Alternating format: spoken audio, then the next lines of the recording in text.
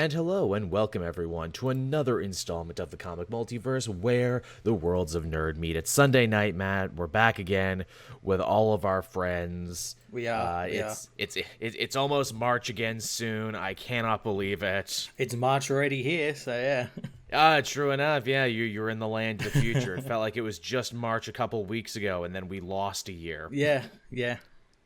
Like, literally, my life is just that meme now. It's like, it can't be March 2021 again. I'm still dealing with March 2020. How have you been?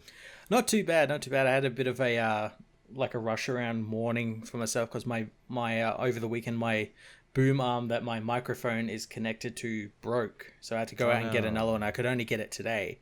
So this morning was like trying to get it because it came with like the wrong type of thread for my microphone, so I had to like jury rig it with the old one, and I'm not touching it. That's the thing. It works. It's fine. I'm not touching it. If I don't touch it, it won't fall apart. Well, there you go. Words to live by. Yeah. I also I talked about it on Twitter, but I went to Costco for the first time ever over the weekend. That sounds like an experience. It definitely was. What did you get? Did you do what I do and get 100 potato skins because you might need them at some point? I don't think they sell them here. Damn, you're missing out on the potato skins. But I did go and grab like a bunch of those really huge muffin cupcake things that they do, so I can take them to work with me. Nice. And they're really good. They are really good. Yeah, you're gonna be a hit with the big muffins there. It's funny, man. You really touched a part of my brain there with like, man, I really want me some big muffins. I've been doing the keto thing, and this shirt didn't fit me like a month or so ago, but it fits me now. So clearly, it's working. But at the same time, I'm so hungry, hungry. All the time, so hungry. I'm thinking maybe next week. What is it? I may have myself a little cheat day. So if we end up not having a show at our normal time next week, it's because I'm in a carb coma. That's why. You're passed out. I'm just passed out there. It's like, just all the rootin' tootin' potato skins. He put gravy on everything. Why did he put French fries in his milkshake? What a maniac. We were both saying too before we started, we were checking out Stars there on Disney Plus that launched last week. Yeah, it's pretty good. Absolutely. I got my Wes Anderson fix in there. I've been rewatching Futurama from the beginning. Man, it's hard to, it's easy to forget what a good show Futurama was and how they really integrated comedy and storytelling and arc-long, stories before a lot of other shows did. Yeah, and it kind of sucks as well because you see they're trying to do the exact same thing with that newer show they've got. Disenchanted, Disenchanted, and it's just not the same. No, even though it's so many of the same people involved, it's hard to believe that they just can't get that lightning to strike twice. It's got the lore thing, like Futurama had lore with like Nibbler and the Big Brains and Delta Brain waves and everything like that kept coming back. But it's weird that the same crew just can't make the same lightning strike twice. I don't know what that's about. Yeah. Been getting my game on, too. I got Persona Strikers there for the Switch. I've been enjoying that. Nice. I thought it was going to be like a Dynasty Warriors game, but it's way closer to something like Kingdom Hearts. It's actually a quite involved action RPG. That's what they sold it as, like a Dynasty Warriors, but with Persona characters.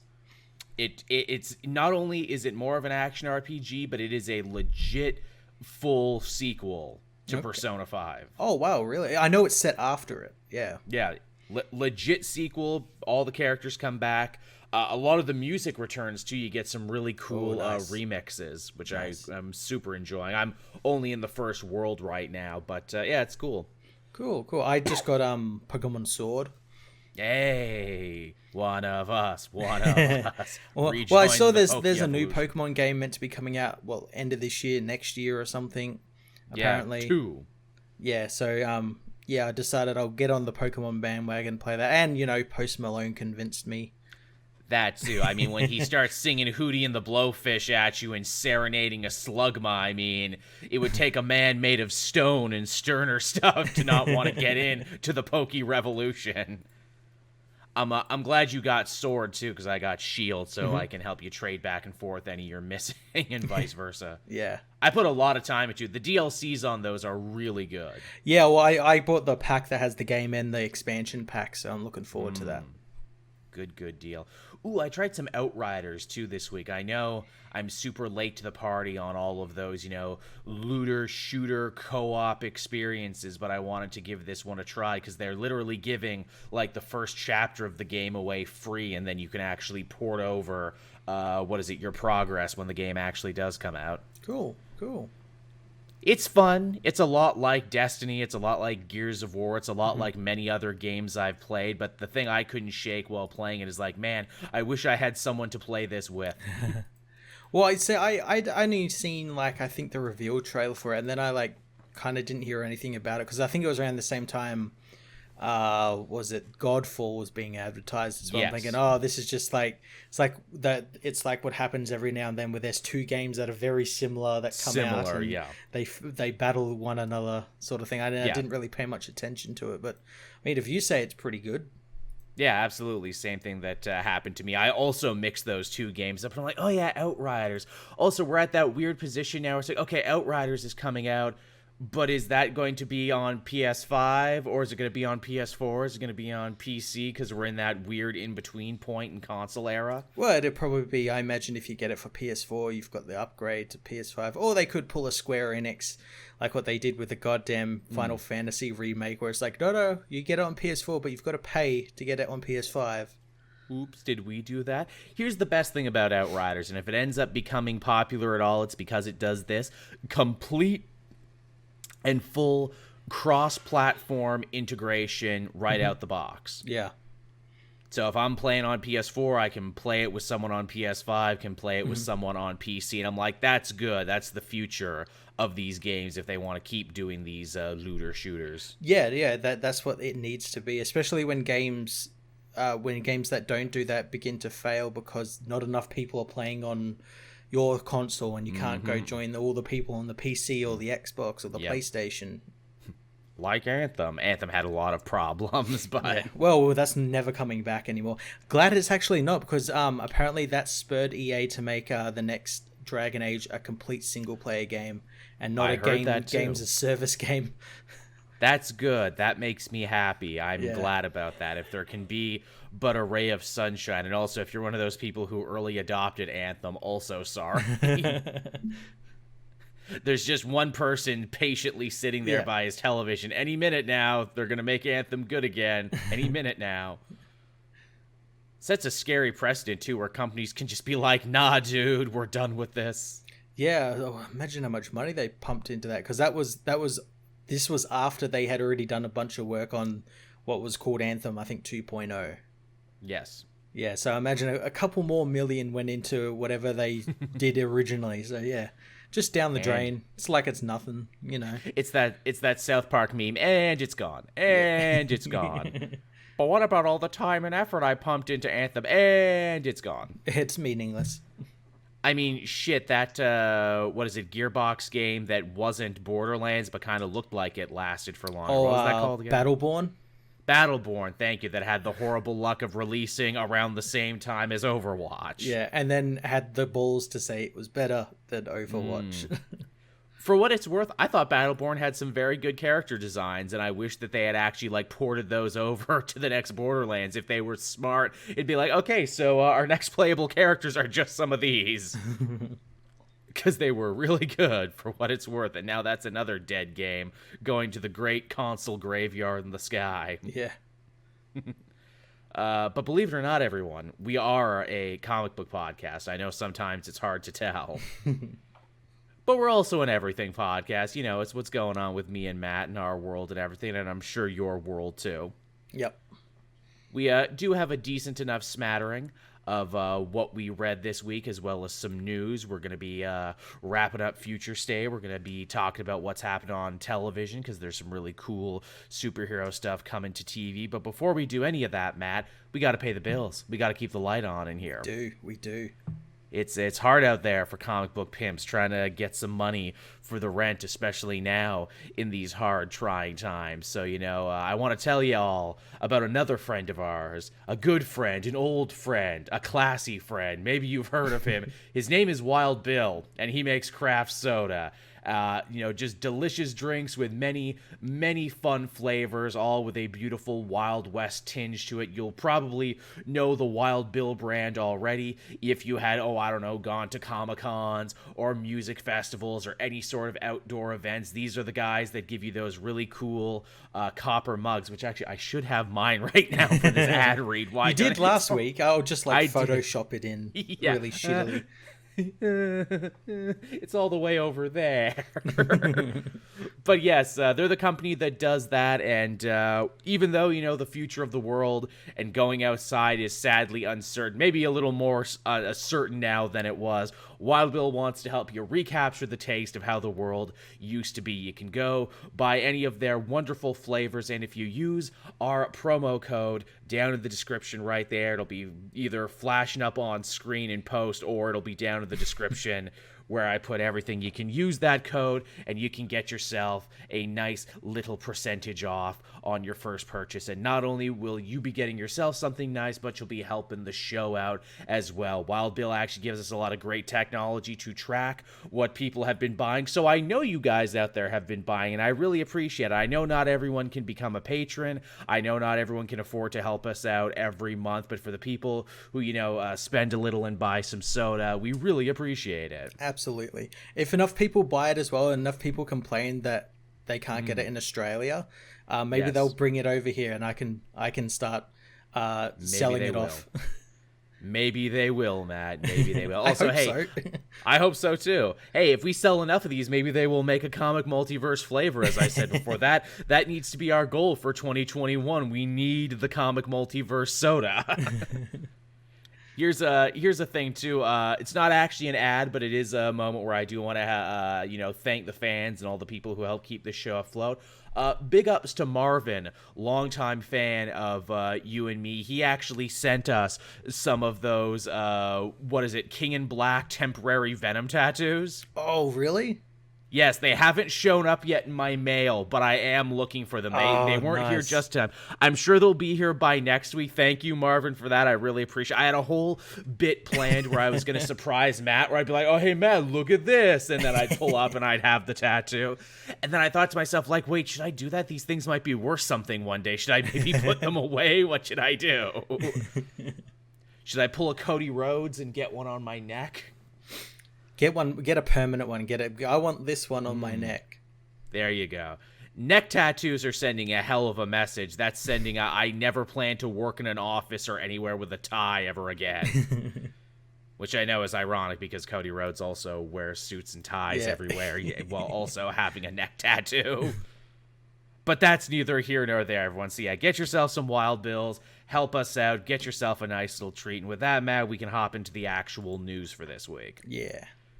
And starting things off here, a piece of news that I was not expecting to wake up to in the morning when I did, but Ta-Nehisi Coates, renowned journalist turned renowned comic book writer, his next project has been announced, and it's a film project, but not just any film project. He's going to be filming penning the next Superman movie, whatever that might be. Yeah, where he's writing it. J.J. Abrams is producing it because he's part of the this whole Warner Brothers DC thing. He's doing stuff with like Justice League Dark and all that stuff now. And Abrams almost made a Superman movie a while ago. Yes, he did, which would have had Henry Cavill in the role as well. Interestingly enough. So there's no like director or anyone else attached to it, but this also relates back to that news that I think came with that the original Supergirl news. Yes. Which was who was it? Michael B. Jordan wanted to do a Superman project or be a Superman or something. Yes, there was talks that, he had been singled out for some sort of project, which obviously, of course, you and I as comic fans are like, oh, that means they probably must be doing something with, Val-Zod and Earth 2 and everything. And, isn't that interesting? Yeah. Well, I hope it's Earth 2 and I hope it's Val-Zod.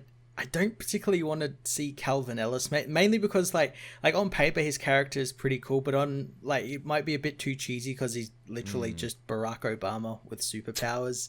Like that's like part of the joke Grant Morrison did when creating that character. Sure.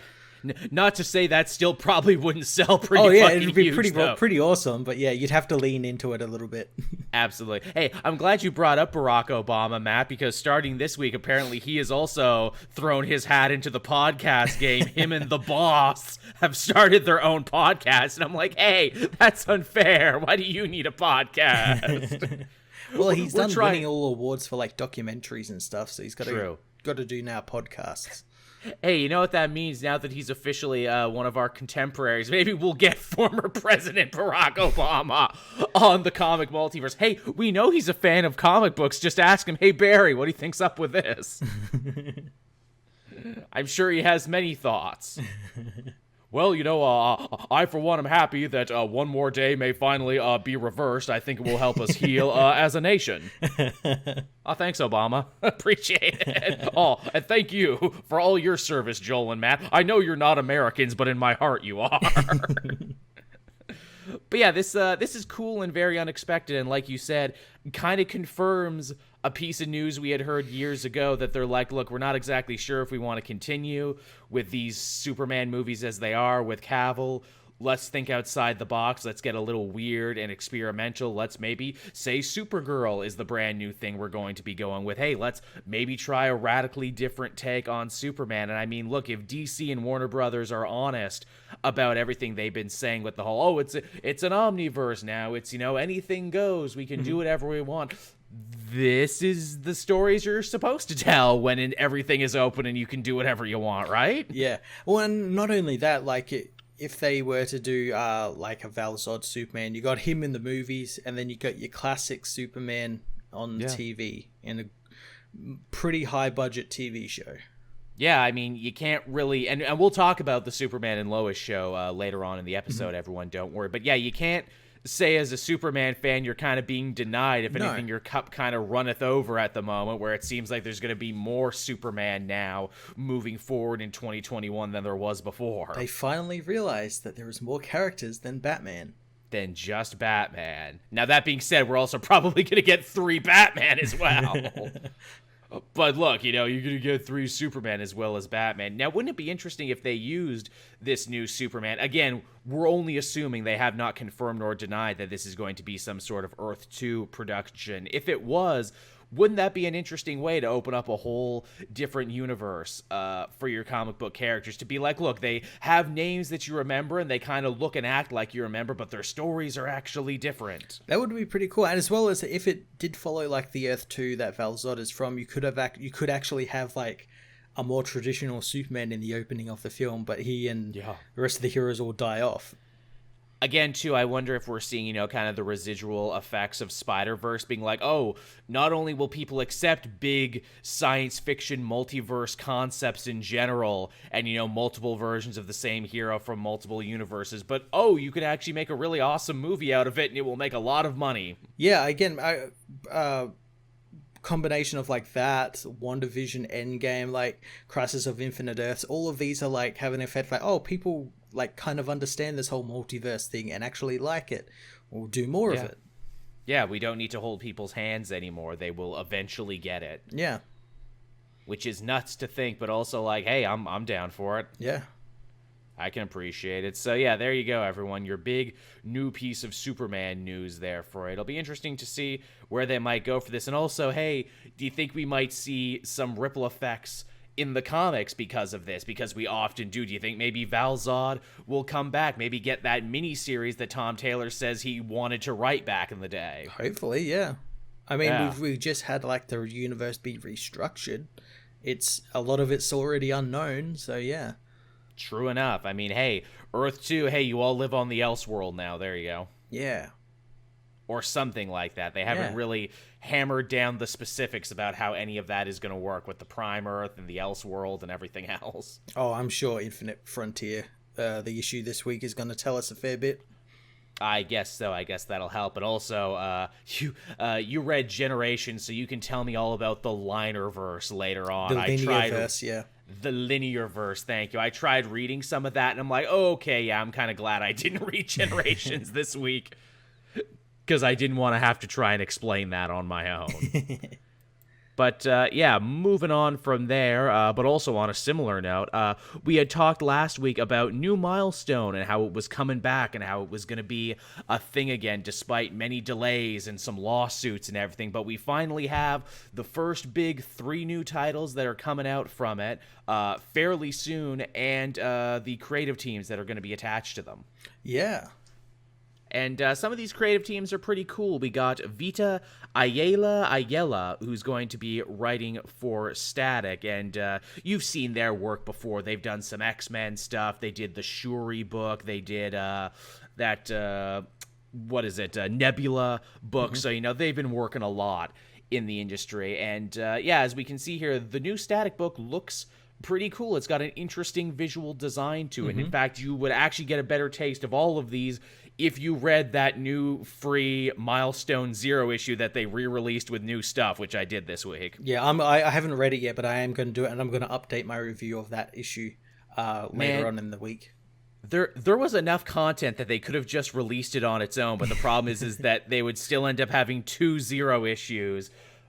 They should have just changed the cover and called it something else. They really shouldn't, because there was enough material here, even before they start repeating themselves, that it would have been fine on its own. Yeah.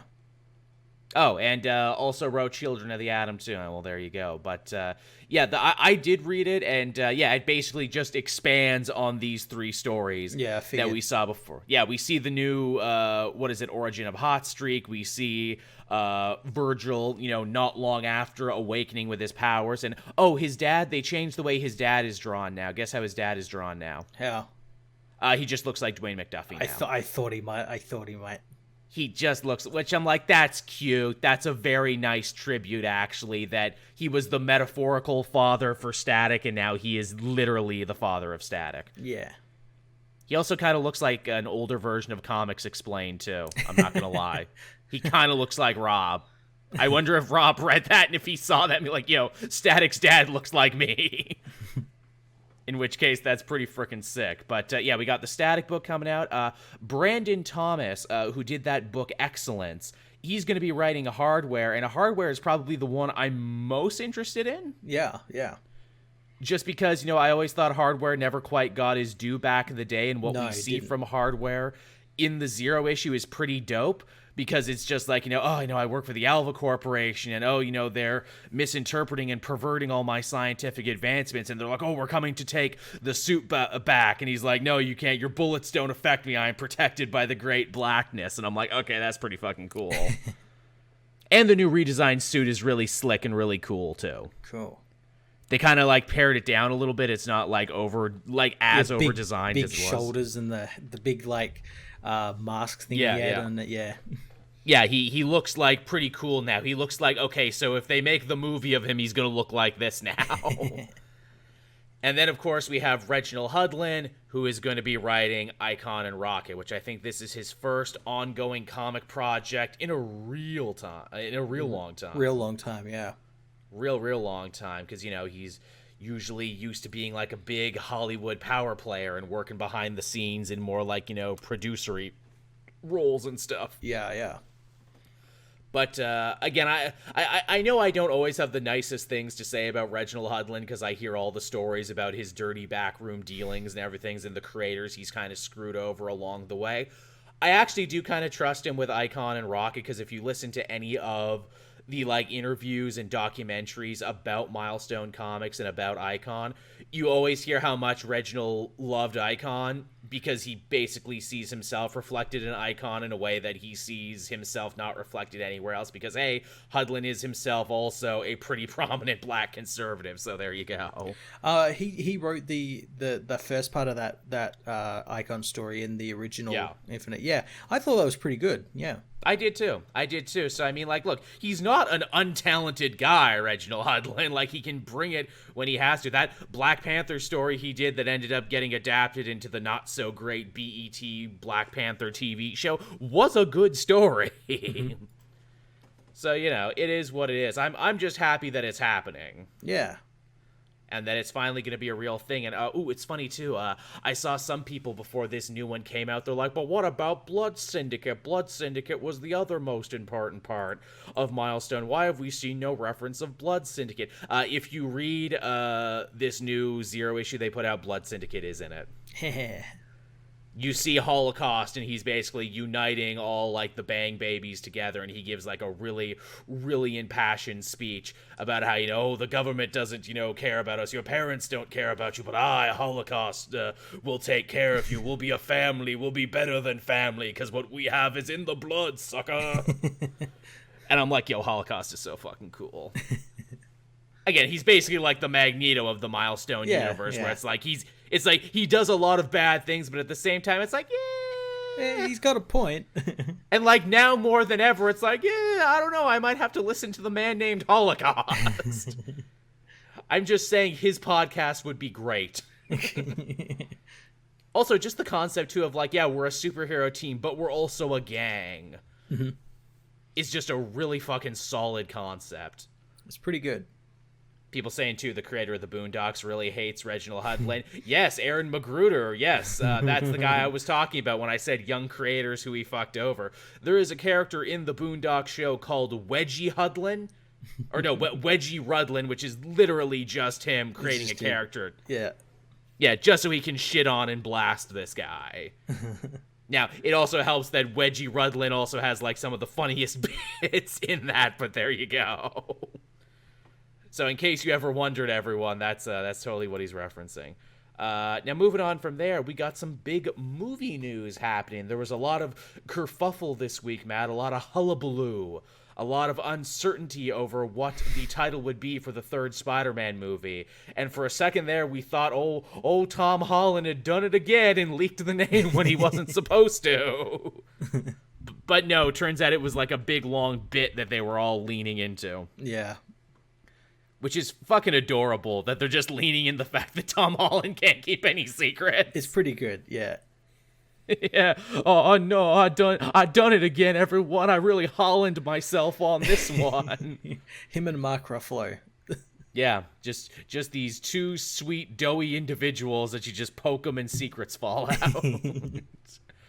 But yes, it was finally revealed after all the fake names of what the new Spider-Man movie might be, but we finally know it's called Spider-Man No Way Home, which a lot of people have taken to mean that, ooh, this title could possibly have some grim implications. It could, yeah.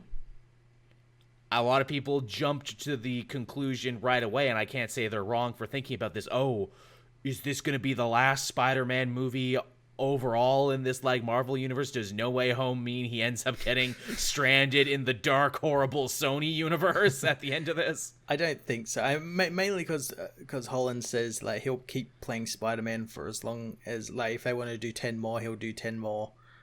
Like he'll keep playing it. Though in saying that, this is Sony. True enough. Yeah, but I don't think it's going to be the last Spider-Man movie. It makes them too much money.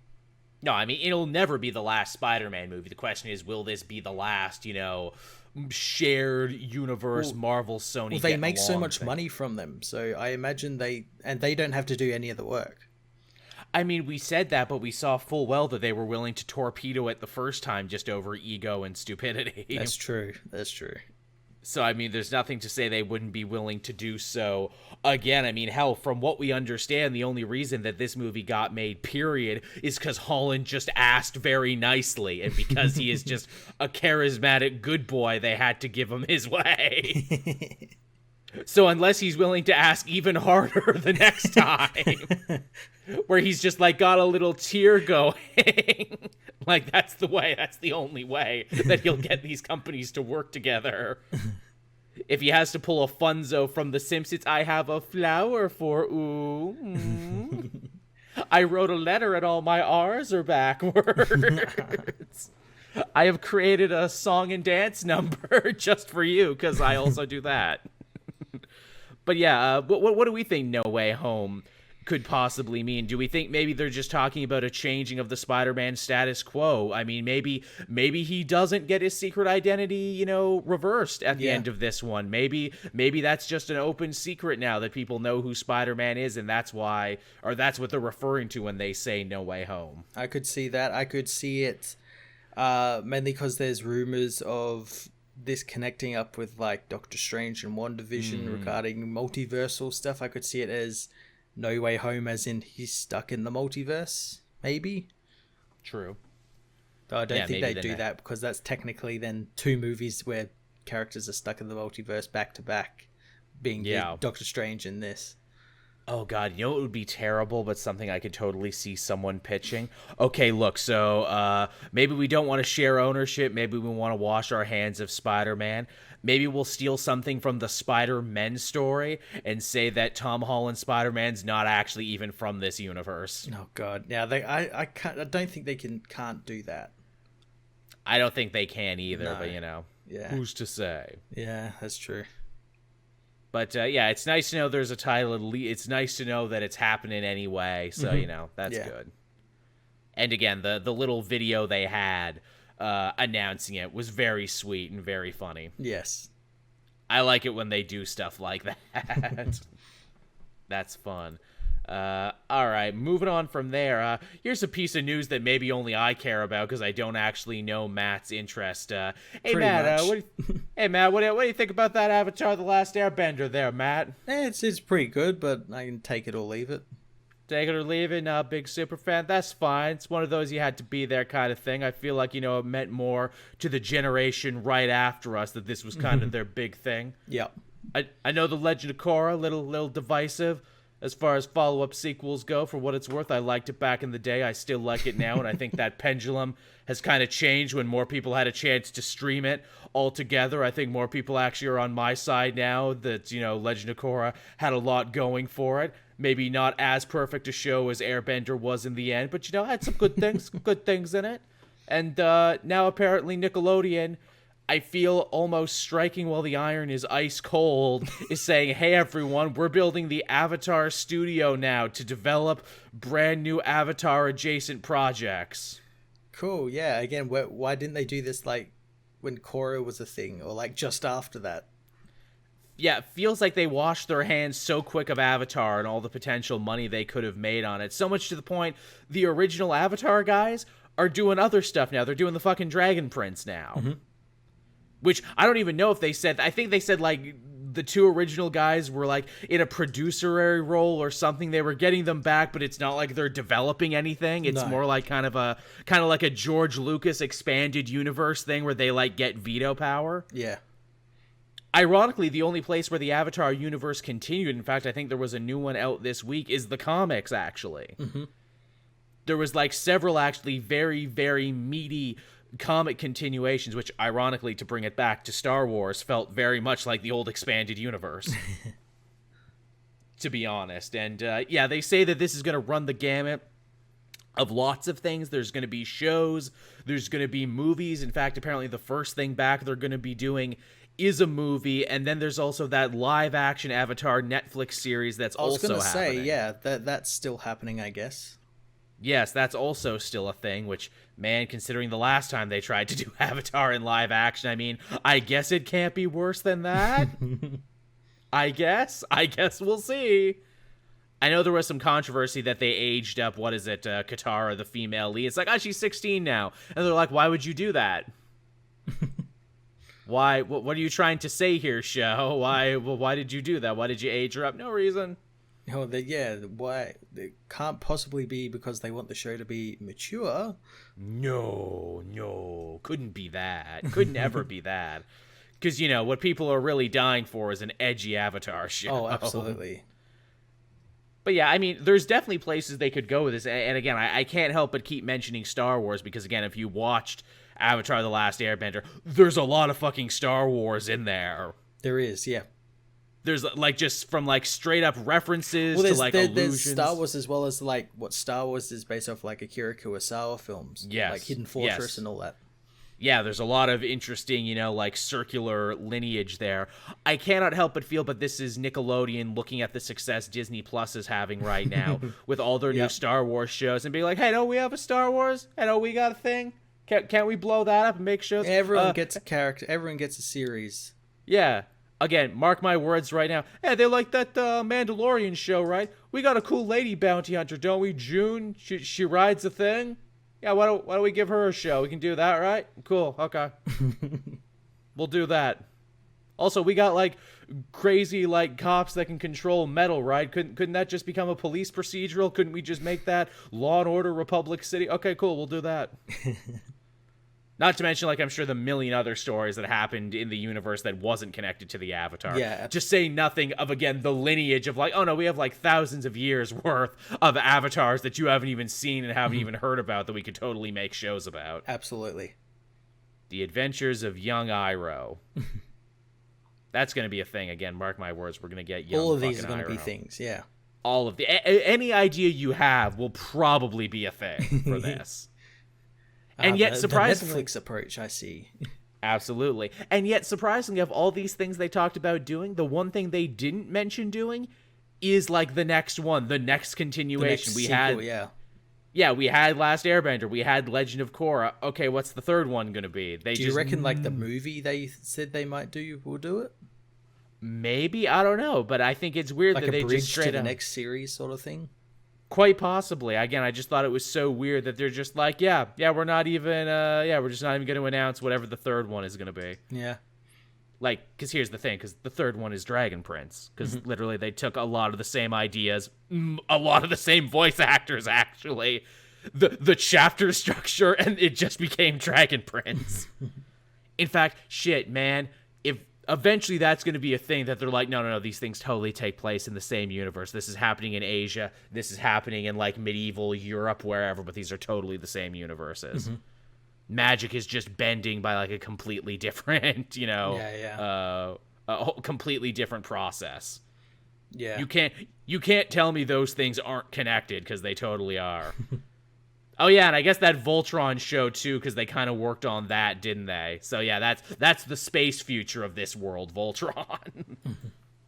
It's all connected. Get your string theory out. Someone in the chat also said a Red Lotus show. Yeah, all those amazing villains, one voiced by Henry Rollins, and they never get, like, origins that explain why they are the way they are. Yeah, I'm fine with that. Yeah, Red Lotus miniseries, please. Literally, the Red Lotus are kind of like the Knights of Ren, and then it's like, oh, those guys look cool. I can't wait to learn it. Yeah, I can't wait to learn everything about them. Oh, we only really learn about the main guy, and a lot of the other stuff is just kind of implied. Oh, well, that's disappointing. Oh, that sucks. And yet they still maybe walk away being the best villains of Legend of Korra. It's weird. Legend of Korra is weird in there. No, Amon is the best villain in that show because he actually does get a flashback episode that fleshes him out as a character. Okay, they come close second, but we can't just sit here and talk about Avatar stuff all day. I mean, I could, but we won't. So yeah, there's another installment of shit only Joel might care about. Everybody. And from there, we move on to some TV talk this week, Matt. There was a show that premiered last week. Pretty big show that had you and me really interested. About a man, a Superman, if you will. A Superman and his children. And his wife. Yeah, Superman, his children, and his wife. The new series. Here in Smallville, Kansas. Yes, we get to see, the continued adventures of Superman and Lois spinning out of the CW crisis, and they really hit the ground running in this one, don't they? They don't waste any time. Oh, no. Oh, that's the good thing about this. Everyone knows who Superman is. You don't need to go over his origin again. You don't need to do an episode or two about its origin. Everyone knows who it is, so you just do it in, like, the little, like, thing they do for all these shows, where, like, the Flash has his little bit at the start. You do it for Superman. Yep, only takes a couple minutes, and you're totally there and totally up to speed. And, even if you didn't watch the CW show, this is really easy to pick up with, though it's the same Superman and Lois. Oh, yeah, absolutely. This is, like Crisis with everything else, it's kind of like a restart for them. Yeah, and, like, again, it's a new universe, it's a new fresh start. Maybe he can hang out with Flash and the other guys at some point. We don't know yet. We'll wait for the next Crisis and see. Well, they're not doing one this year because of COVID. That's right. They canceled the Superman Batwoman one because of COVID. Right, that we were supposed to get. Oh, well, again, maybe it's better that they have a year without it, so next year's will be really special. Yeah, well, none of these shows are actually having cast crossover in any capacity whatsoever to limit COVID and everything. Yeah, I guess that would be bad. I guess that would totally end up breaking, your pod rules. Yeah. But yeah, so this show is all about the family life of Superman, which, as we saw in the comics with Peter Tomasi, is really fucking fascinating when you do it right. It is, yeah. And here we've gone a different way. Absolutely. Instead of having one kid, Superman has two vastly different kids. Yeah, two really interesting kids that could have easily fallen into the CW teen tropes, but they don't. No, we actually see John and Jordan fight the teen show stereotypes that they are, kind of thrust with. Because, basically to break it down, you see, we got the Chad John Kent and the Virgin Jordan Kent. But no, the idea is that, yes, stuff comes easy to John. He's a jock. He's popular. He's handsome. He's got a girlfriend. Yeah, he gives his brother a hard time, but he's also nice because he brings him pie and he heroically throws himself in the way to try and protect him. He's a brother. Yeah, he's a brother. He's pure himbo, this John. He's just a big, dumb, lovable golden retriever of a human being, isn't he? And Jordan, who is a very interesting take on, like, okay, you're the son of Superman, which means, you're going to grow into this great legacy, and you're probably going to have all these powers, though the show actually has a nice little bit of mystery going on, being like, ooh, maybe only one kid will get powers, maybe both will get powers, we don't know. Mm-hmm. And the idea is that he's, suffering from, psychological issues, which, of course, his parents are trying their hardest to deal with, but it's very difficult and also really scary because they got, like, a big ticking clock on this kid now when it comes to hitting puberty and potentially getting powers. Yeah, I like that. That's in this first episode, that's like the crux of it. The whole idea of telling, because these two children don't know that Clark is Superman, and Clark doesn't want to tell him, but Lois does because it might help with their problems, and they end up doing that, and it doesn't actually help with the problems. In fact, it probably makes things worse. Yeah, backfires on them in a big old way. But hey, that's where the family drama comes in. And, I actually thought it was going to be more about the kids, but, Superman does definitely have this really cool kind of journey of, like, how much am I willing to sacrifice of my home life if it means saving the world? Mm-hmm. And, there's a mysterious figure going around threatening to blow up nuclear power plants. And, Superman's like, yeah, it's oh my god, it's literally the fucking Doomslayer. Oh my god, has someone done that yet where that guy shows up and then they play the Doom music? Yeah, this guy who seemingly knows everything about Superman and who claims to have been from another Earth, maybe? Yeah, well, that's absolutely... I don't know why people were so confused about that. He literally says that. He's from an Earth that died. Yeah, which I'm assuming there's many of, which is actually kind of a frightening prospect that, there are these kind of like, messed up refugees of dead worlds. Yeah, I'm sure that he's like the first of many we'll see in all these shows.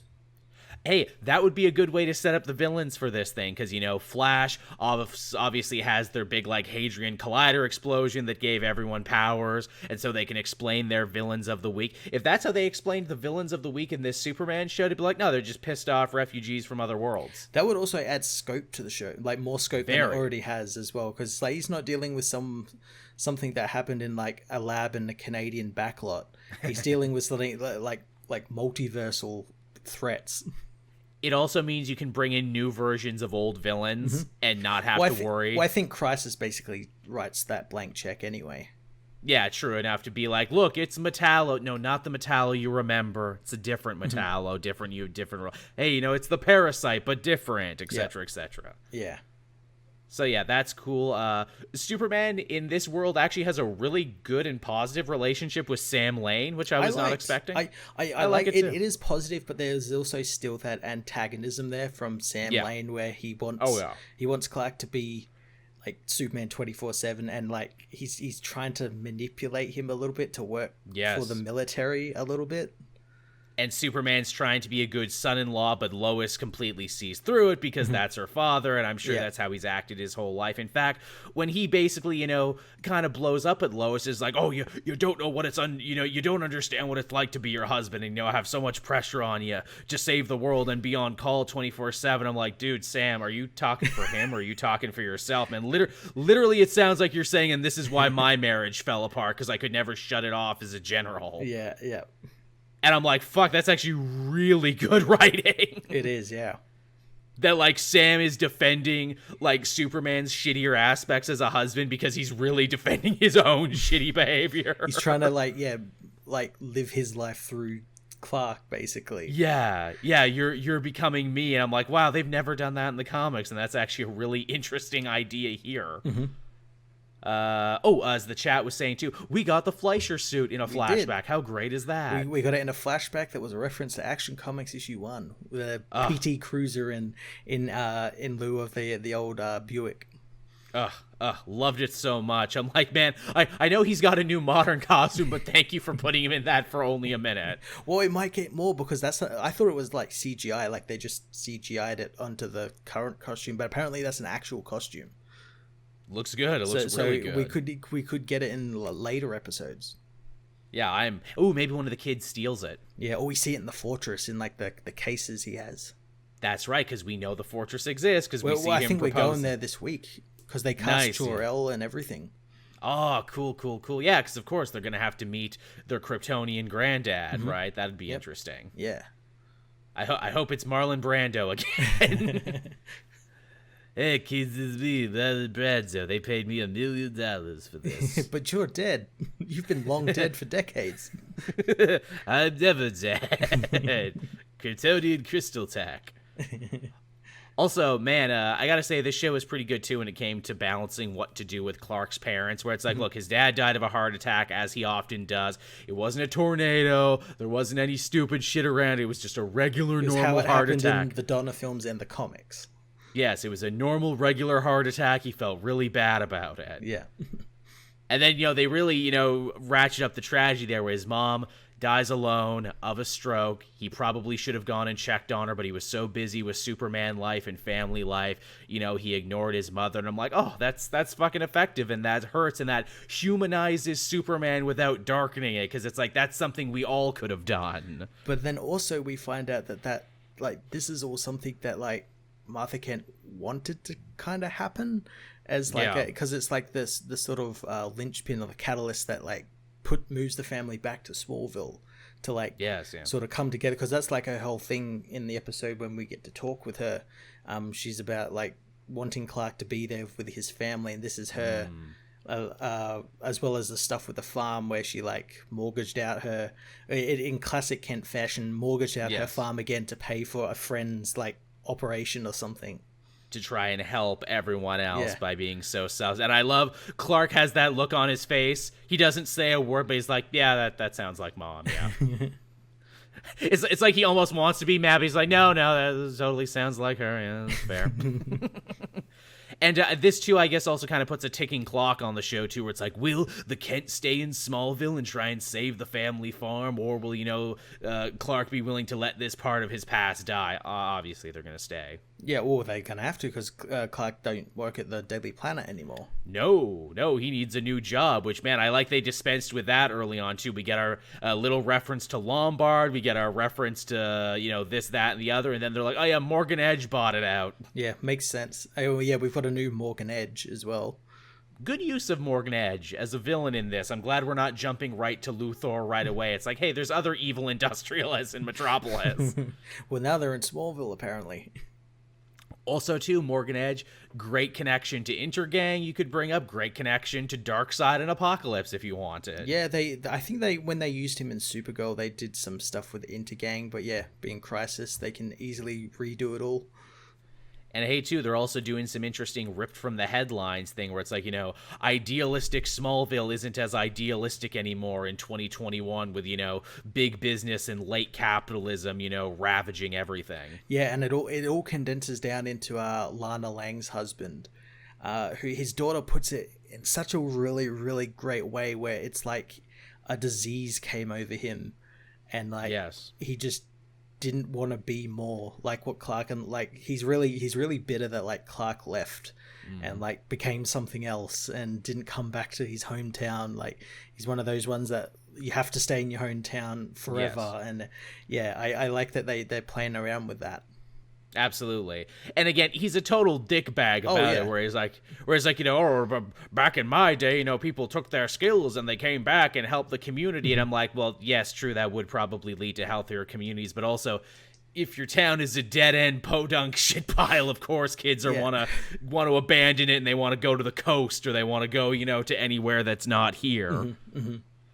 So yeah, there's an interesting little socio-political thing going on there, and Lois, trying to sound alarms and warn everybody. It's like, Morgan Edge, he's gonna gut the town. He doesn't care about coal mines. He's an evil industrialist. Why can't you people see that you're being, friggin' squirreled by an evil industrialist? I'm like, yes, again, more pulled from the headlines. What could we possibly be referencing?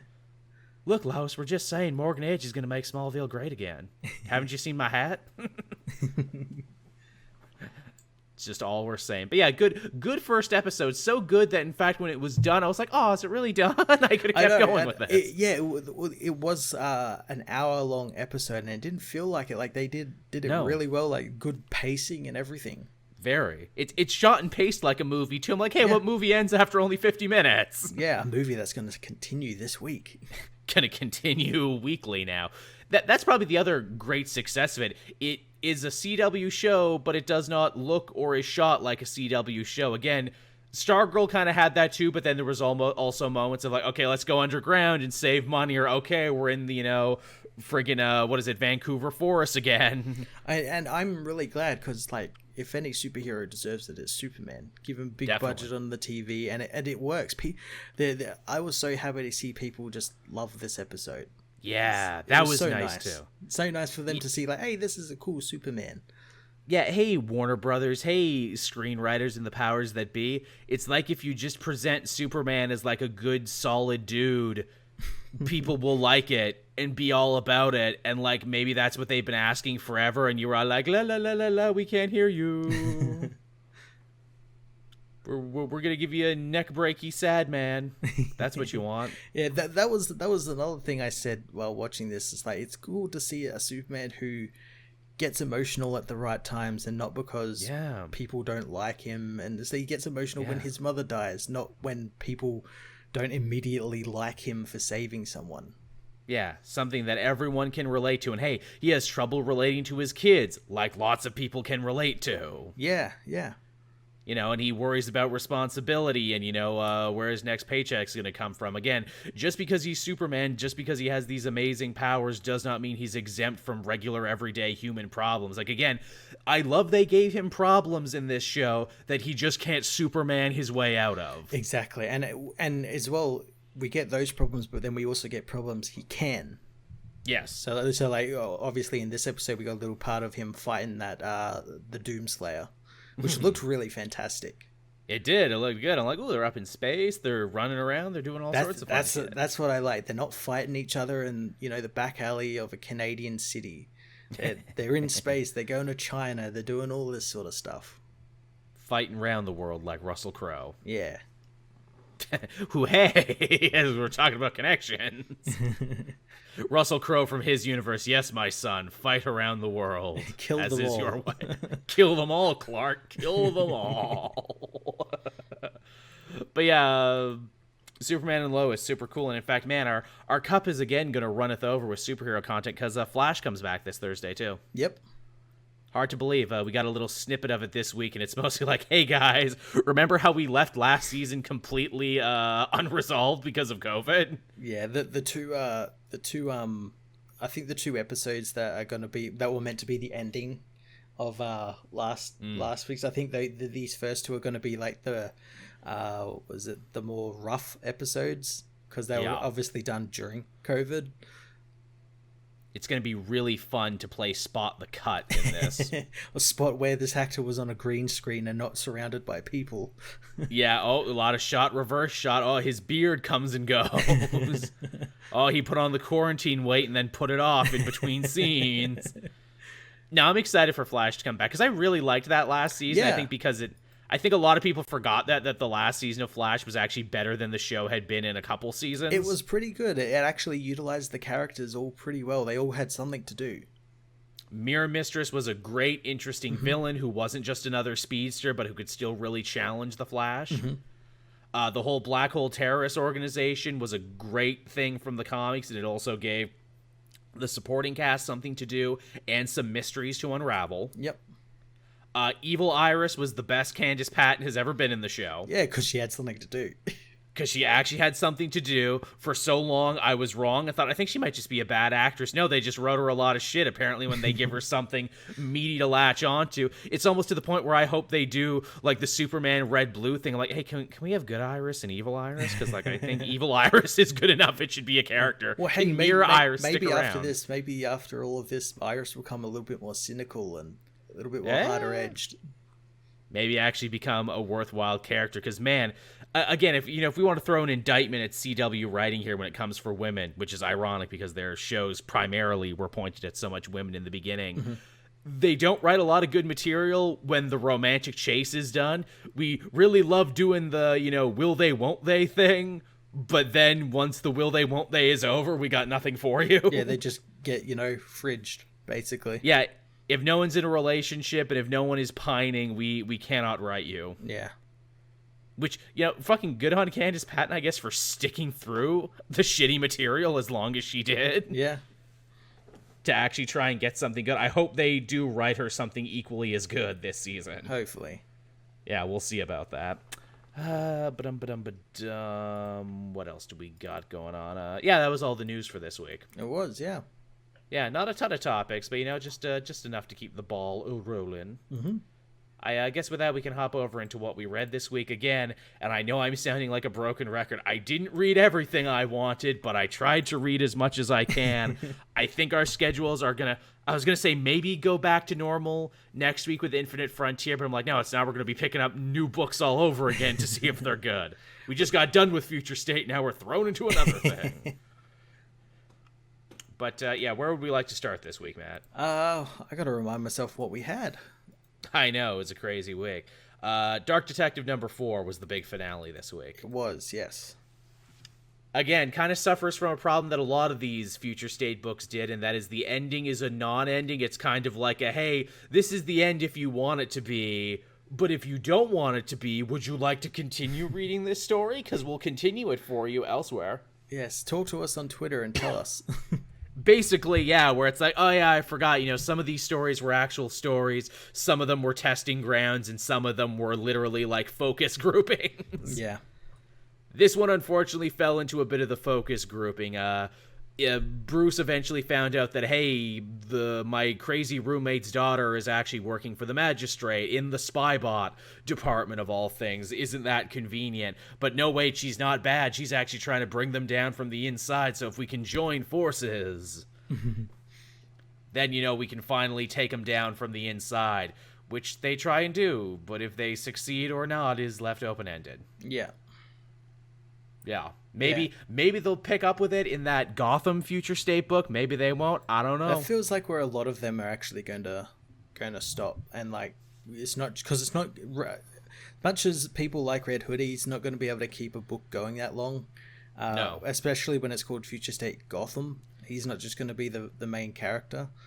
Also, too, because that Red Hood story, which was the backup in this, seeks to imply that Jason was actually talking to Bruce this whole time. Yeah, well, it was fairly obvious, yeah. Yeah, we never see him, but he gives the not-so-subtle thing of like, ooh, the sun is out, shouldn't you be going back to bed? Like a bat, because bats are in night and not the day. I'm bad with illusions, I'm Jason, vroom vroom. He does a wheelie in the parking lot and speeds off. There you go. Jason's story was fun, where it's just like, oh, hey, I guess the magistrate doesn't love me, actually, so should probably stop working for them. Yeah.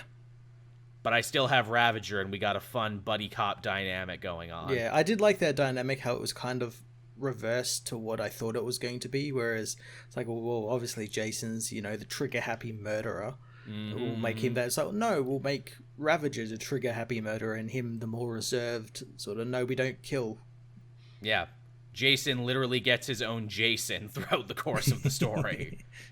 And again, it's fun. They got a fun dynamic. They say they're going to go on a little vacation and probably be back just in time for whatever that Gotham Future State book is going to be. Yeah. Which, man, when you stop and think about it, we're getting so much Red Hood. We got that story. We got the Future State story. He's going to be in, that anthology book, Batman Urban Legends. And we're just starting to see the Red Hood of the White Knight universe. They're doing all their best to get rid of the Lobdell sting. Yeah, so much for my theory that they were going to maybe pull a Punisher and make Red Hood go away for a little bit. No, we're going to have 4 Red Hood stories running concurrently, so you have to forget. Well, see, I think they would have done the Punisher had, like, right-wing extremists adopted his logo. Yeah. While they were killing people. To think they were this close to adopting the Red Hood as their thing, but they're like, nah, too rad communism. Too much. Actually, it matches my hat. It matches my hat. There you go. We're the Red Hat gang. Actually, no, wait, 5. There's 5 Red Hood stories because that Truth and Justice digital book, Jeff Trammell, Craig of the Creek guy who follows me on Twitter. Hey, Jeff. He's going to be writing something. Oh, nice.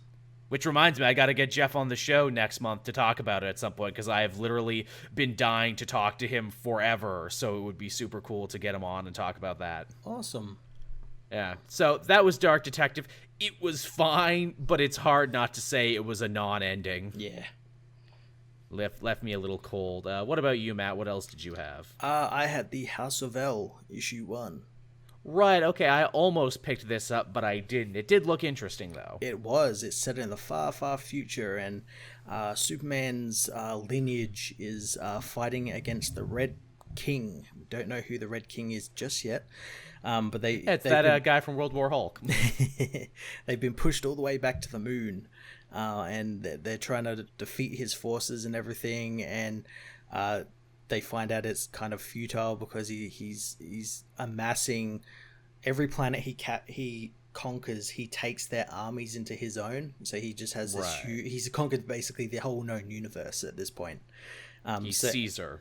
So yeah, he's laying siege to the castles and everything, and no help is coming for the House of L. But the Superman of the time, a guy named Ronan, doesn't believe there's no hope. He still thinks there is hope out there, and Brainiac 4 thinks there is because he thinks he might have found something. And in the final big battle where the Red Prince unleashes his Doomsday Horde, which is all these clone Doomsdays and everything, the Superman returns, the original Superman, which many of the House of L actually thought wasn't real because they have only heard stories told by their fathers and their fathers' fathers. And, oh wow, they're so far removed. Yeah, and they don't believe. They just think he's just some myth people told them. And he returns, and we find out that the Red King is actually his son. His son to Cersei. We find out at some point during the time Cersei manipulated Superman into giving her a son. How very Greek. Again, I just mentioned feels like Caesar, ancient Rome. Yeah, that adds up. So he has Kryptonian powers and magic. Which magic, one of the only things that can ever actually hurt a Kryptonian. Now we got one that has both. Yeah, Superman, instead of actually fighting his son, we learn that Superman had been trapped in a dimension by Cersei, which is partly the reason why many people think he's a myth, because no one's seen him for years and years and years. Right. So he got trapped in that dimension, and he managed to come back, and he tells his son that this dimension needs its own Superman, and wants his son to come with him to be that Superman and be greater than even he was. And his son joins him, and they head off into the great unknown. So that one was just a one shot. Yeah. That's interesting that one was just a one shot and they waited here for that one, and that also it's written by the guy who's going to be writing the next run on Superman. Well, it could always tie back into it. It could, yeah. It could always go back time travel, stuff like that, and maybe Cersei becomes a Superman villain in his run and gets a little too familiar. And he can be like, hey, I know where this is going. Lois, a fighter, cracks a spell book, and it's like, all right, I'm going to beat you at your own game, bitch. Goes and learns magic from Zatanna. Yeah, hey, Zatanna, teach me magic right quick. Man, hey, there's something for Lois to do. Travel around and learn magic from Dr. Dr. Fate and Constantine and all the greatest, magic users of the DC universe. Why? So I can beat a trifling hoe. That's why. And they're like, okay, I guess we can't say no to that. For there is no magic greater than beating a trifling hoe. We are honor bound. I guess from one Superman story to another Superman story, what ended up being a Superman story, Future State Suicide Squad. Yeah, God, this book was great. Man, just when I thought, like, oh, they've run out of twists, they can't throw any twists. I mean, another twist, a twist on top of a twist. A twist that looks like it might continue in Crime Syndicate in Infinite Frontier, and I really hope it fucking does.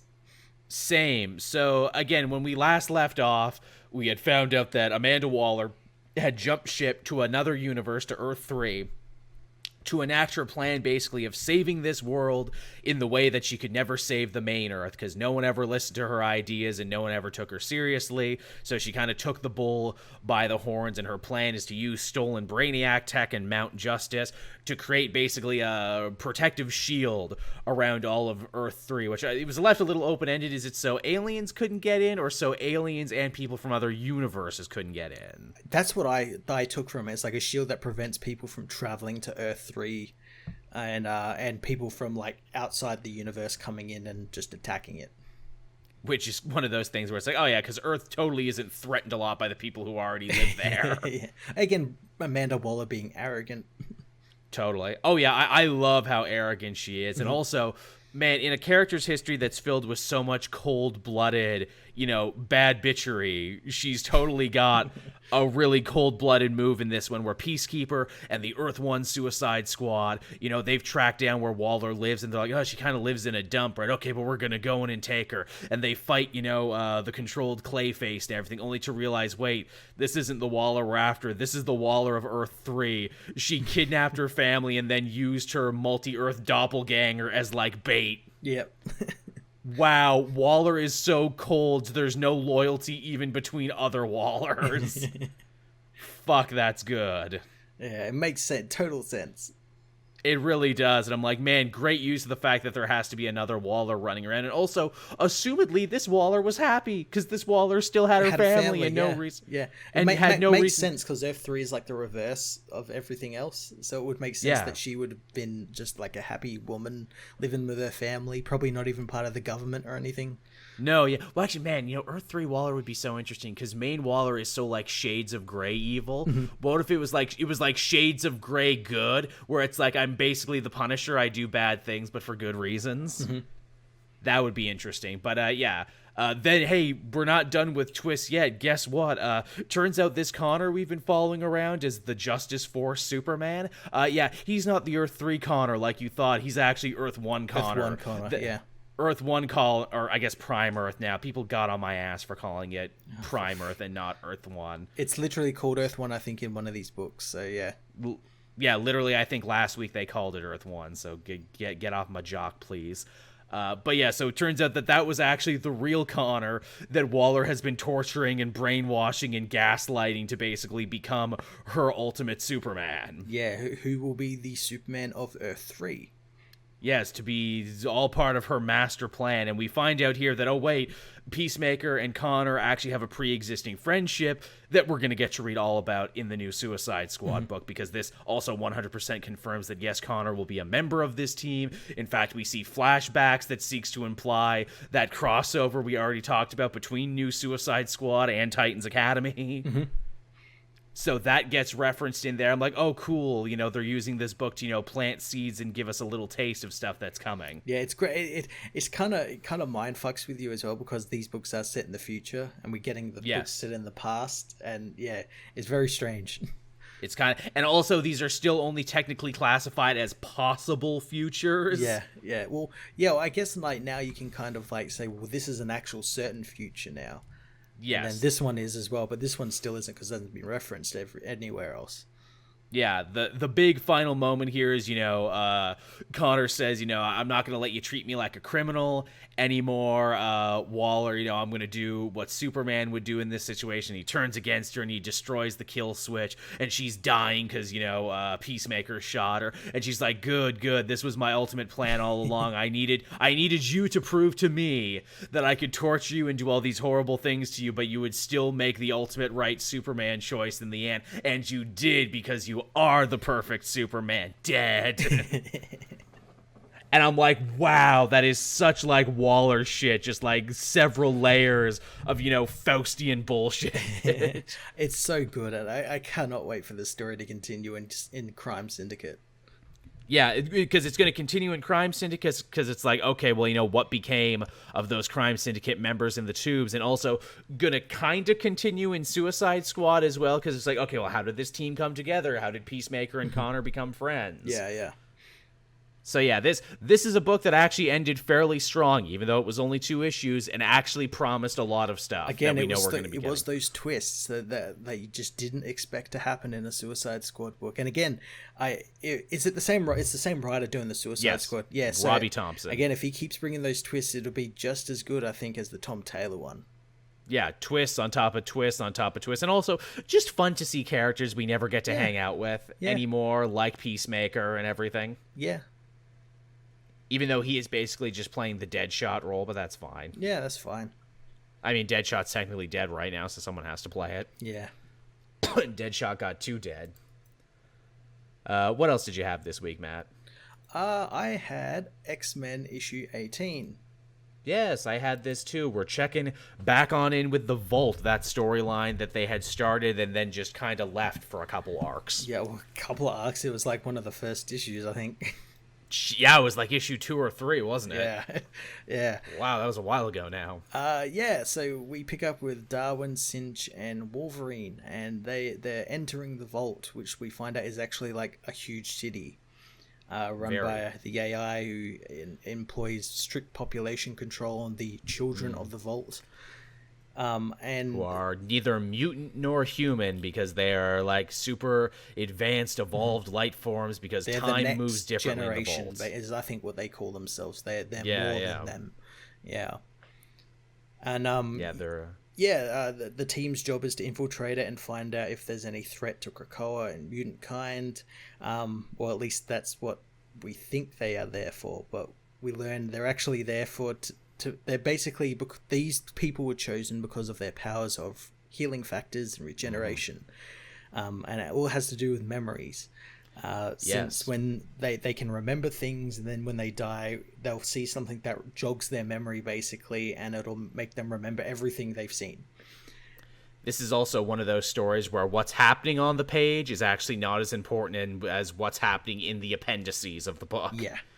Yeah. So it was basically a suicide mission for these 3 members, where they'd go in, probably die, and then get reborn with the memories of what was in the vault.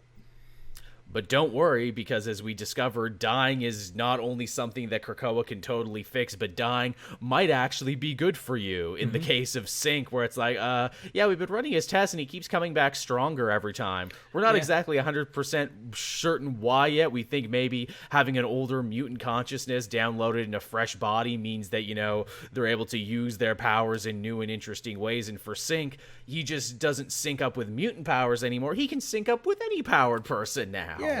Yeah, and so he's kind of an Omega level mutant now. Basically, he can copy any power that's around him, maybe more than once. Who knows? Yeah, as we see when they absolutely just barrel through this team that the city has put together to help protect the city. Also, that's a nice way, too, of showing instead of telling, where it's like, look, here are the children of the Vault who previously gave whole teams of X-Men trouble. Now here's only 3 X-Men who devastate them completely. Yeah, I think the AI says the team are, like, outmoded and outdated, and they need to become more, but they don't have time to yet. No, they don't get the chance to evolve. And again, because the most interesting stuff is happening in the appendices, we get them talking again about those laws of Krakoa, murder no man.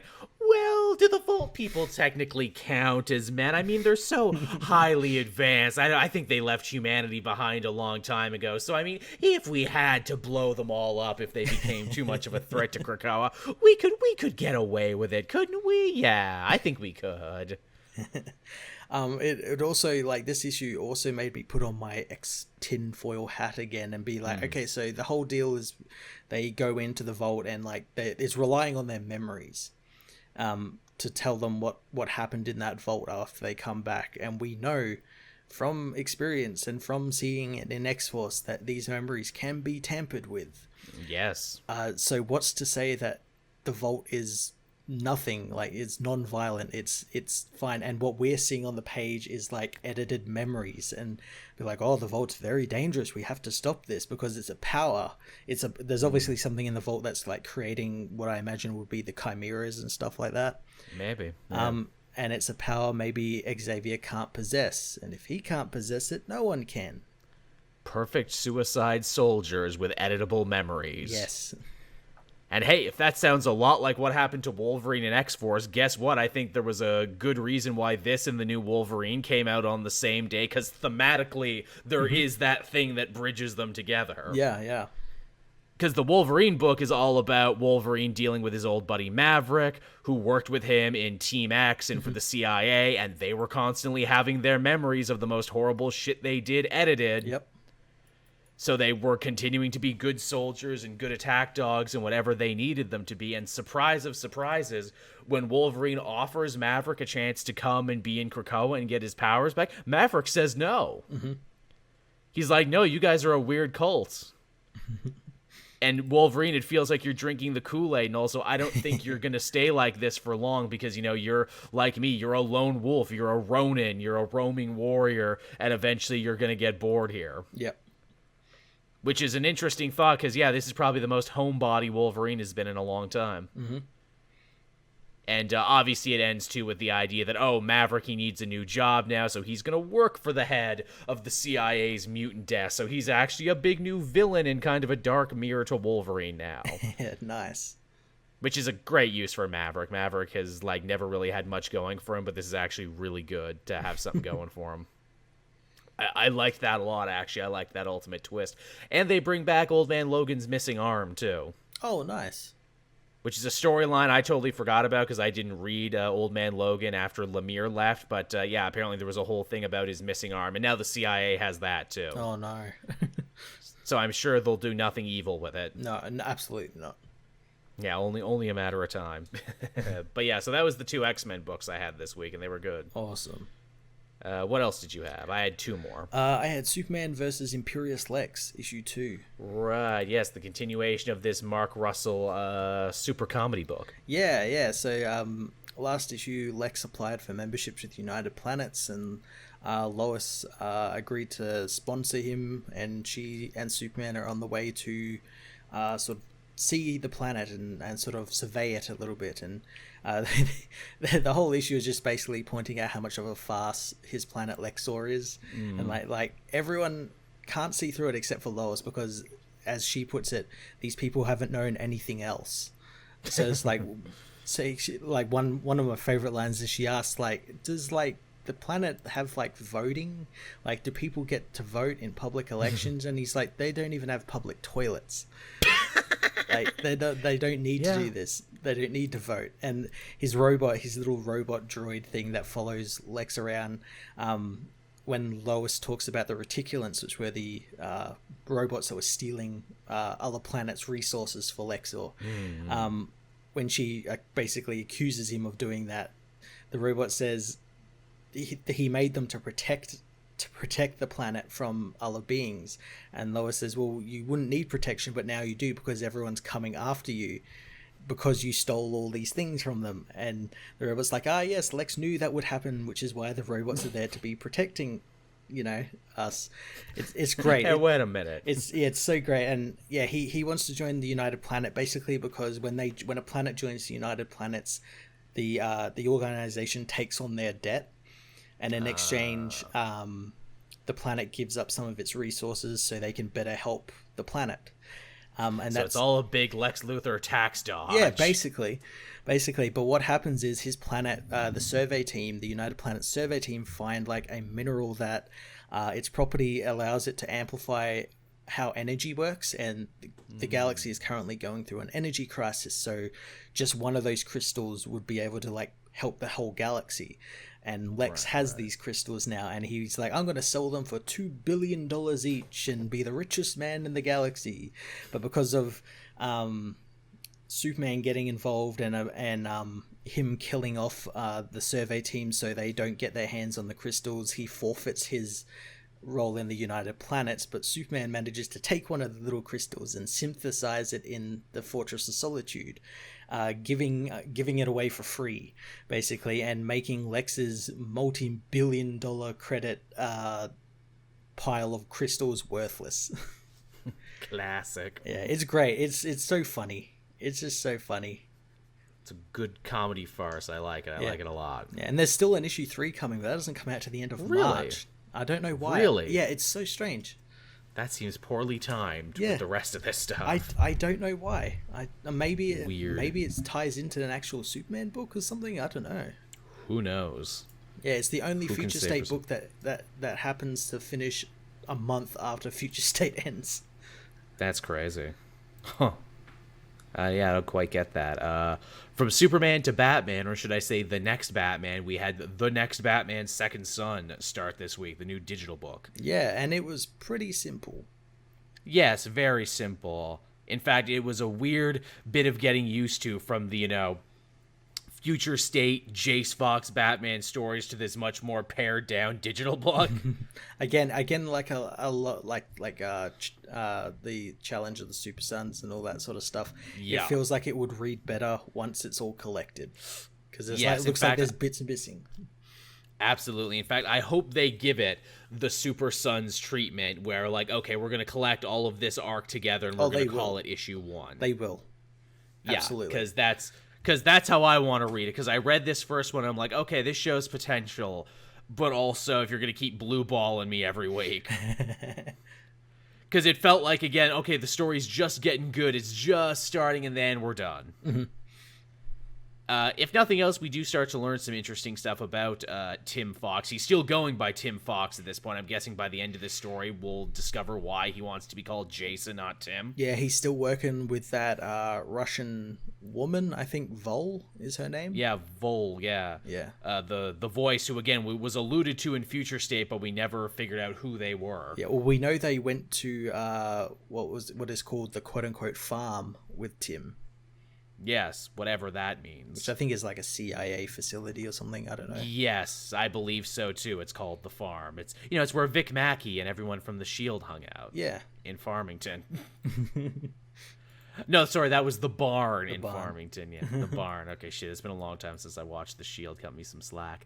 But yeah, so clearly even before Tim had become a Batman, he was still very much a vigilante going around kind of doling out justice how he saw fit, which again begs a lot of questions like, okay, well, how did he eventually come to this? And also, too, something I thought was interesting, does not carry a gun, even when going into a gunfight. I'm like, I wonder why. Yeah, I will get a prequel to the prequel detailing why he doesn't carry a gun. Yeah, explaining that. Again, it's an interesting story, but it's one that, again, leaves with, like, way more questions than answers. And I'm sure they will answer it. It looks like John Ridley has done a lot of work fleshing out this character in this universe. Yeah, I just, thought with the first issue of Second Son, like, okay, we're going to get down into the nitty-gritty. Okay, it's a digital book, so we can only maybe get, like, the first couple pages. I would have thought, like, being John Ridley and being that this is actually, like, tied into... Because this is the first first book that is actually tied into the stuff that's happening in Infinite Frontier and Future State. You would have thought it would have been a little bit more. You would think it's so weird because, again, when we first heard John Ridley was doing like a new African-American Batman book, that was back for Black Label a few years ago before even the pandemic. I wonder if this made them completely change the way they were doing things. Obviously, definitely. Yeah, I feel like whatever this was supposed to be, it got changed on the fly, and that's why we're getting it the way it is now. Yeah, well, I imagine, like, if it was meant to be a Black Label book, it would be like a 4 or 6 issue story just with him as a Batman. Yeah, I guess so. It's funny, too. I don't know if you got this, but when I uploaded my video there, because it's technically a new first issue, I had to block a whole new bunch of brand new racists that had come out of the woodwork to voice their disdain. And I'm like, hey, didn't I get you all the first time on Future State? Now you're back again because you think it's new because you only kind of pay attention to comics? God damn it. Get my fucking fly swatter here. Yeah, gotta do that. So, yeah. That was Second Son. It was all right, but, I expect more, and I'm sure I'll get more, but I'll just have to come back to it once it's collected. Absolutely, yeah. Again, just need those. Maybe I'll review it like 2 issues at a time or something, because it might feel a bit more, might be a bit more there. Yeah, because I don't want to give up on it. I really don't. Absolutely, especially if it's tied in with what's happening in the actual books. Yeah, because I'm just saying, like, when it disappears from the channel, I was like, where did it go? Don't worry, I'm going to come back to it just when it's in a more complete form. I promise, cross my heart. Now, what else did you have, Matt? I had one more book. I don't think I actually had much else. Let's have a look. Okay. I had I had Future State Batman Superman Issue 2. Oh, yes, which is also the prequel story, which is funny. The prequel story is only finishing up now when Future State is basically done. Well, again, if they want to go back to it, they don't need to go through all this again. True enough. They'd be like, yeah, just pick up that book. It explains everything. When they make the Future State omnibus, this one will be at the front, probably. Yeah, and really, this one only explains why, why I even got comments on this, why a lot of people seem to think, why couldn't Superman just come in and stop the magistrate doing everything? Right. And it explains it pretty well. Do tell. Superman and Batman are dealing with a false face society, and there was that serum that was given turning people's faces into like weird monsters to bypass the magistrates' systems and everything. And we actually learned that the serum was actually made by the magistrate as a way to track the people who were using them, and it was made by Professor Pig. Oh, I like that because everyone becomes weird animal heads. Yeah, he actually escapes at the end of this issue, going and leads into the Harley Quinn book. That's right. I forgot we already saw him there. Yeah. But yeah, he's been like experimenting with the serum and everything for the magistrate, and working with the magistrate to capture these people that were using the masks and whatnot. And he ends up, thanks to Mr. Toad, capturing Superman. And he plans on basically harvesting Superman's DNA and putting it into things. You do. And we get to see some of that stuff where there's like bats and rats and pigeons and all sorts of things with like weird eyes on their back that shoot heat vision lasers out at everyone. And he's made lions and tigers and bears. And he's made like weird false face serum creatures that like look like Superman but have like 100 eyes on their face and shoot out heat vision and whatnot. So like some Dr. Moreau shit. Yeah, so the heroes have to beat them and all that, and they end up doing that. And the real like meaty bits of the story happen near the end, where Bruce thinks that they haven't really made a dent in the magistrate, like just upping their bioengineering division. Like, what does that do? They're still in the city doing everything, and Superman wants to stick around and like help out. After they've done all this, and Batman says he can't because they're literally taking his DNA and weaponizing it, and if he sticks around, they'll just keep trying to do that. They're all ready for him. They have stocks of kryptonite. They knew Superman was going to come by, right. so he cannot stay there. And again, it's like people think Batman got really mad, but it wasn't more so that. It was more so Batman just saying, "This is my territory. Stay out of it." Right. And Superman's more than happy to let him do that because, as he says, he trusts Bruce to deal with this. He's not going to just come in and step on his toes. And I'm sure he would regret it not long afterwards. Like, oh, crap, I got shot in an alley. Damn it. I was wrong, Superman. I didn't have it, as it turns out. But I can't admit that, Tim. I'm not going to call him. Oh, exactly. Wait, what's that? He's stuck on a gladiatorial planet. Fuck. And his kid stole a city. Shit. Can't trust nobody. Yeah, and there's a great cameo as well by Animal Man, who comes in to help save all the little animals with the eyes on their back. It's funny because that's he's good. going on. He's like going on. It's like, oh yeah, the pigeon's the smartest bird, and just like Batman just cuts his comms and starts talking to Superman. Man, Animal Man hasn't been that guy in so long because he's been this weird, like, esoteric, horror character for so long. But, like, yeah, Animal Man back in the day just, like, saved animals and stuff, and that was his shtick. Someone said they'd read an Animal Man book by Gene Lewin. Yeah, I'd read that too. Yeah, it would Sounds probably be pretty good. He's coming out with his second volume of Shang-Chi, which they're going back to #1 again to try and trick you into thinking it's a new book, but it's not. It's just the second arc of his series. That's fine, though. Maybe more people will read it because it's really good. Yeah, he's continuing his Batman Superman stuff after Infinite Frontier.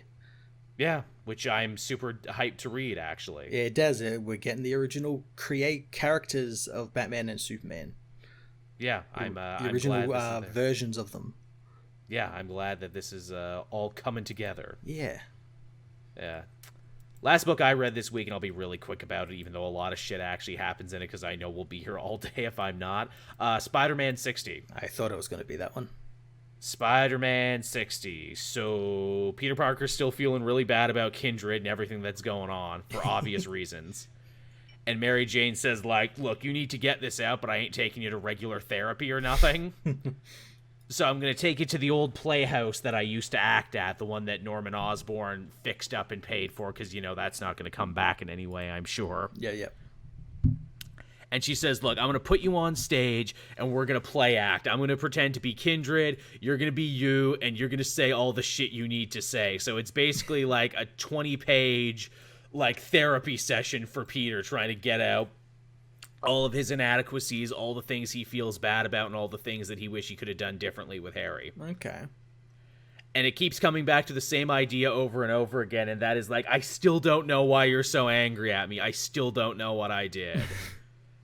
And of course, we know what he did. He was made a deal with the devil. It was one more day. That's why he's mad, but he still needs to figure it out. Yeah. It's the last two things that are really interesting. One, in a very surprising bit that actually carries over from the Mary Jane miniseries, which I was not expecting. Okay. Mary Jane says she's going to stay in New York, which means Peter actually has a chance to propose to her now, and says, the movie be damned. The movie can have its premiere here for all I care. And we meet her producer and kind of sort of business partner, because they kind of became reluctant, allies over in that book, Quentin Beck Mysterio. Yeah, he was like the one producing the film. Yeah, so she's working with Mysterio to further her career kind of behind the back of Peter. Yeah, there was a thing when she came back into town where he's like, oh boy, because she was going to plan on telling him. And she was like, oh boy, how's Peter going to react to knowing that Mysterio is basically producing my film and like making my movie career a thing? Yep, she's still keeping it secret. And this is interesting too, because it's like, ooh, Beck was a person that Kindred seemingly brought back from the dead, so it's cool to keep him around. In fact, she mentions Kindred to him, and Beck kind of starts freaking out. He's like, don't mention it, don't think about it, don't talk about it.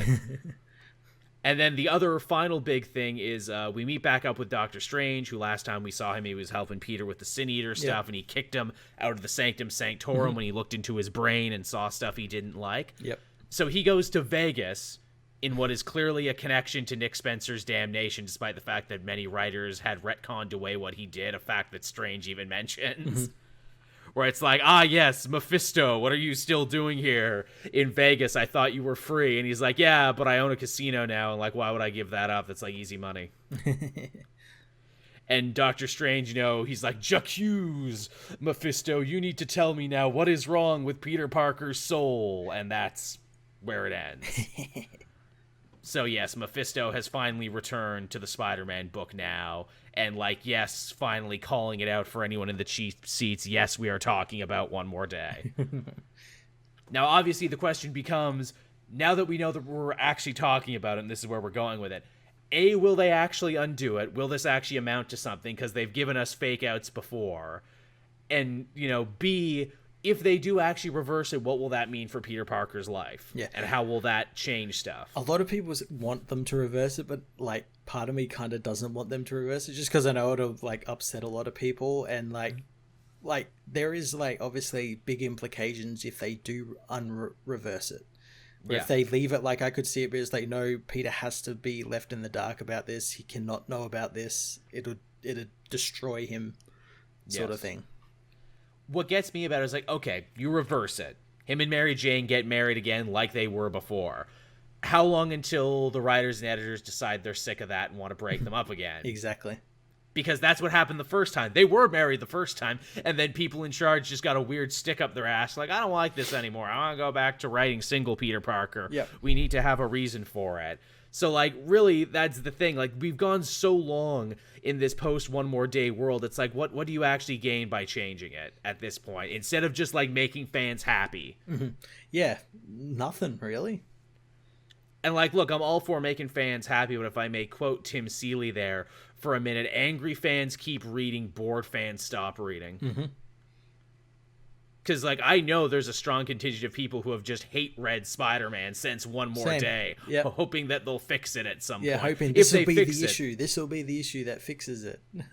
Yeah, if when they finally fix it, will those people just, breathe a sigh of relief and then just, like, lay down to pass into oblivion? Yeah, just stop reading. They turn to dust. They turn to dust, yeah, like when the frickin' Red Sox won the World Series. Oh, good, a bunch of old people in Boston can die now, finally. It finally happened. As Tevi is saying, they can have kids. Yeah, I guess, if that's a direction they want to go to. Again, they tried to give them kids before, and they had to fucking get out of that, too. Yeah, and again, these are Spider-Man fans. Nothing's ever good enough. So, sure feels like, that way sometimes. They'll do that, and it won't be good. Like, something will be wrong with it, yeah. Something else, they'll find something else to bitch about. I mean, I will admit, as a lifelong fan, I do hate the idea that when the chips were down and push came to shove, Spider-Man and his significant other made a deal with the devil. And yes, they tried to go back and retcon it many times and make it that it wasn't his fault and move away from it and then put it on Mary Jane and then try and take it off Mary Jane and do this, that, and the other. And yes, it got really uncomfortable and really stupid. And for my own mind, yes, I would like for them to go back and be like, yeah, that never happened. No, but it always happened, though. Even when you undo it, it still happened, and we'll still talk about it as that thing that happened. Yeah. Now, I hope Nick Spencer, if he can make good stories about it, good for him, because I think he is making good stories. This stuff with the Kingpin and Boomerang and everything else, that's good shit. I like it even, like, completely divorced from the One More Day-centric stuff, and I wonder, when this run is said and done, will people remember it as the run that tried to undo One More Day, or, will they remember it because it had all this other story stuff going on? I don't know. Hopefully the other story stuff, because it is just so good. Yeah. But part of me knows it won't be. Yeah, like, it feels weird to almost, like, purposely pigeonhole yourself. Yeah. Also, too, I wonder, why now is Marvel thinking of changing their tune and, trying to undo One More Day after almost a decade of being like, nah, live with it, you stupid nerds? Well, I mean, Nick Spencer is like, he's probably got some pull over there, and he probably wanted to do it, and I'm sure he's a fan, so... Like, yeah, hey guys, I took all the slings and arrows and all the licks for that Secret Empire thing, and now I can't go on Twitter anymore. You guys owe me this. You guys owe me one thing. This is the one thing I want. This is what I want for Christmas, to undo One More Day. Then maybe I can go back. Maybe I can go back on social media then. I think he was on Instagram, but only for like a minute. His Instagram things are like funny. Like, he's like, Dapper Menswear. Which I was sure to follow the same Dapper Menswear as well. I don't know if you've ever seen Nick Spencer at a con, but the man dresses very nicely. Oh, that's cool. He's also shorter than you think. I, like, dwarfed him. I'm, like, 3 feet taller than him. Which was surprising. I think I freaked him out at one con. I'm sure I've told this story before. Hey, Nick Spencer. Hey, I like your stuff. Oh, okay. I think I scared him for a minute. Just my big lumbering asking for, hey, Nick Spencer. I like your stuff. Oh, thanks. I think I thought Secret Empire was really misunderstood and Superior Foes was really funny. oh, thanks, man. just saying he writes like a much taller man. Is all I'm saying. He writes like a man who's at least 8 feet tall. And on that note, everyone, I think we can start bringing this show to a close because there's no way I'm going to top that shit. No. Anything else you want to talk about, Matt? Anything else you want to promote? Anything I should say anything you're excited for in the week? What are you excited for? I'm excited for Infinite Frontier and some of the books that are starting with that. It looks really fun. Yeah, I mean, I've tried not to build it up in my mind too much, but it's like, man, I hope I get the same feeling reading this as I did reading that DC Universe Rebirth, I guess, like 5 years ago now. Fuck yeah. It's been a while. Yeah, because I definitely know they want that. That's what they're aiming for. They're like, hey, we messed up and, our universe became a little incomprehensible and you didn't have to read stuff, but we promise, we're trying to get back to what you like. It's the infinite frontier. Anything can happen. Infinite possibility. Yeah. I'm excited for Flash, obviously, coming back. Get to watch that. My Thursday nights are getting, pretty loaded now. Actually, we might not end up having a show next Sunday. We might have to move it to Monday, because I'm planning to have my big cheat meal on Sunday night and watch the AEW pay-per-view, which is that night. Revolution is this week, so I'm excited. I'll have to see if that. I can. I gotta get back into watching AEW. I kind of fell off it because where I was paying to watch it and everything, they kind of changed everything, how it all worked and everything. I'm like, that's pain. I'll try and help you out. I have some ways and means there that should be able to get you to watch. Because, this new one, there's some pretty big matches on this one that are going to be a lot of fun. They're going to have an exploding barbed wire match, the first time in America. That sounds very cool. And, very American. Very, because Kenny Omega went heel, and, John Moxley wants to try and, win his title back. And because, he's a deathmatch wrestler, and they're like, this is the only way we can settle this in an exploding barbed wire match. First time in America. Before it was only in Japan. We're gonna do it, guys. We're gonna see. But thank you everyone for watching and listening. As always, your viewership is greatly appreciated. Thank you too for all the new patrons. I saw we got some there, both the people who have become patrons for the first time and people like, hey, Crimson Echidna, shouting out to you who just came back. Thank you. So always appreciate it. This Tuesday too, I got to get up early. I got to actually take my taxes in. Finally, you're I know. Big boy. Big boy, I've been working. I'm actually a little behind with the pandemic. I got further behind, so I shit you not, because I don't have manila envelopes. I have sandwich bags with years and stuff written on them. And my business number. They actually look pretty nice, all things considered, and I'm sure it's not the worst thing that they've been given. So I got to do that early Tuesday morning, but there will be no Elseworlds exchange that day. So maybe I'm going to stream some stuff that Tuesday night. I'm going to try and get back into streaming on my own every other Tuesday. Nice. So look forward for that, everyone, and hopefully we can have some fun stuff going on there. So with that, everyone, I will bring the show to a close. Thanks for watching, everybody. See ya. Bye-bye.